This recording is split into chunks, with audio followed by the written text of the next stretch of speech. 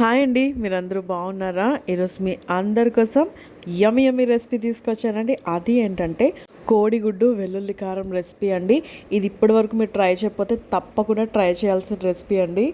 దీని టేస్ట్ అయితే చాలా బాగుందండి. మరి ఇంకెందుకు ఆలస్యం, లెట్ స్టార్ట్. ఒక బౌల్ తీసుకుని వాటర్ వేసుకుని దాంట్లో ఉప్పు వేసుకుని మనం గుడ్లని ఉడకబెట్టుకున్నాక ఇలాగా అన్నిటినీ ఇలాగా ఒలిచి పెట్టేసుకుందాం.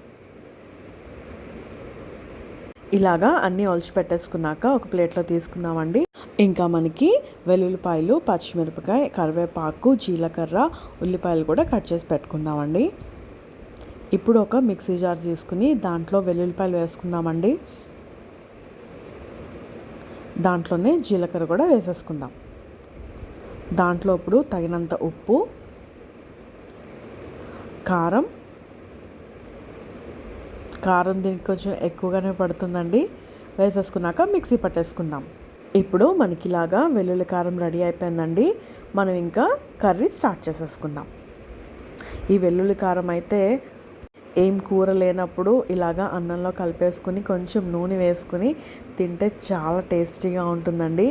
ఇంకా కొంతమంది తాలింపు కూడా పెట్టుకుంటారు అనమాట. అది వేరే రెసిపీ నేను చూపిస్తాను. ఇప్పుడు మనం వెల్లుల్లి గుడ్డు కారంకి కుండ తీసుకున్నానండి.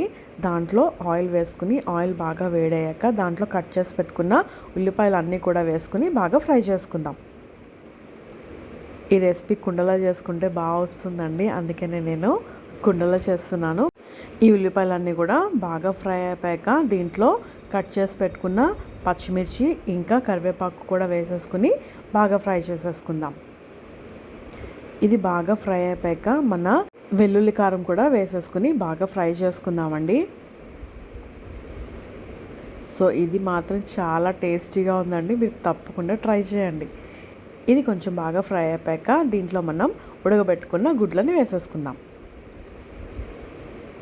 కుండలో అయితే చాలా త్వరగా కూర రెడీ అయిపోతుందండి. సో అందుకని హైలో కాకుండా సిమ్లో పెట్టుకుని బాగా కలుపుకుందాం. ఇలా గుడ్లని ఇంకా కర్రీతో బాగా మిక్స్ చేసుకుంటే ఒక 5 నిమిషాలు సిమ్లో పెట్టుకుని మూత పెట్టుకుని ఉంచుకుంటే మన యమ్మీ యమ్మీ గుడ్డు వెల్లుల్లి కారం రెడీ అయిపోతుందండి. నాన్ వెజ్ తినాలనుకున్నప్పుడు అది లేకపోతే ఇలా ట్రై చేసి చూడండి. నాన్ వెజ్ కన్నా ఈ గుడ్డు కూరనే మీరు ఇష్టంగా తింటారు. ఇది మాత్రం తప్పకుండా చేసుకోవాల్సిన రెసిపీ అండి. మీరు తప్పకుండా ట్రై చేసి మీకు ఎలా వచ్చిందో కామెంట్ బాక్స్లో చెప్పండి. సో మరి ఇంకెందుకు ఆలస్యం, వేడి వేడి అన్నంలో మన వెల్లుల్లి గుడ్డు కారం కర్రీ వేసేసుకొని కలిపేసుకుందాం రండి. నాకైతే ఈ రెసిపీ చాలా చాలా నచ్చిందండి. మీరు కూడా ట్రై చేసి ఎంజాయ్ చేయండి. మరి ఇంకెందుకు ఆలస్యం, ఇప్పటి వరకు మన ఛానల్ సబ్స్క్రైబ్ చేసుకోతే వెంటనే చేసుకోండి ఇలాంటి యమ్మీ రెసిపీస్ కోసం. అంటిల్ దెన్ బాయ్ మరి.